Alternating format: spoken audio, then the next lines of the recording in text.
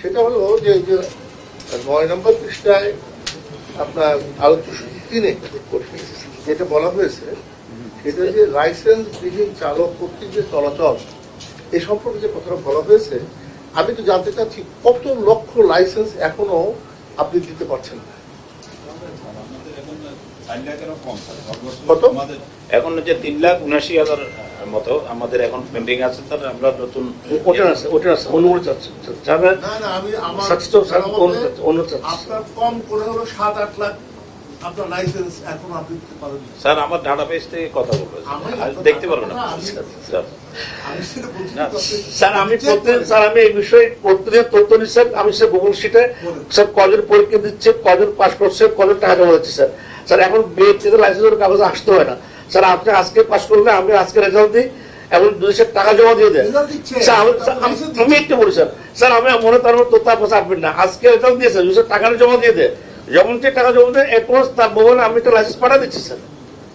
Sir আমি তার মোবাইলে এটা স্যার আপনার পছন্দ দরকার স্যার। আপনার লাইসেন্স অফ ক্যাপাসিটি মান্থলি কত?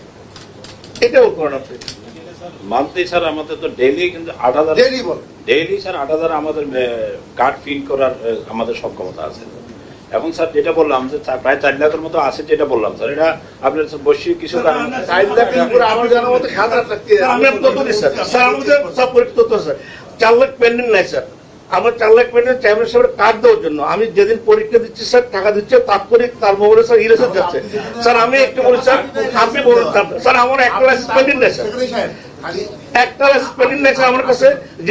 যেগুলো বাকি আছে স্যার আপনার স্যার ইরেশন দেওয়ার পরে স্যার ইরেশন দেওয়ার পরে আমরা স্যার আমি শেষ করি পেন্ডিং এখন নাই স্যার। আর এগুলো ই-ড্রাইভিং লাইসেন্স তো চালু আছে স্যার, এটাই মূল লাইসেন্স স্যার। স্যার তারপরে স্যার আমার মনে হয় সেটা ভালো হবে, তাই একটা সিদ্ধান্তে আসা।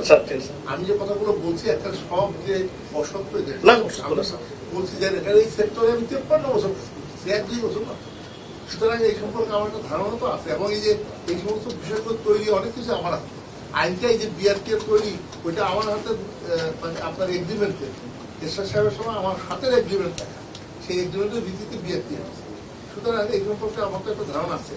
আমি যেটা বলতে চাচ্ছি, আমি আপনাদেরকে আমি সমালোচনার জন্য না, আমি সমাধানের জন্য সমাধানের জন্য কথা বলছি।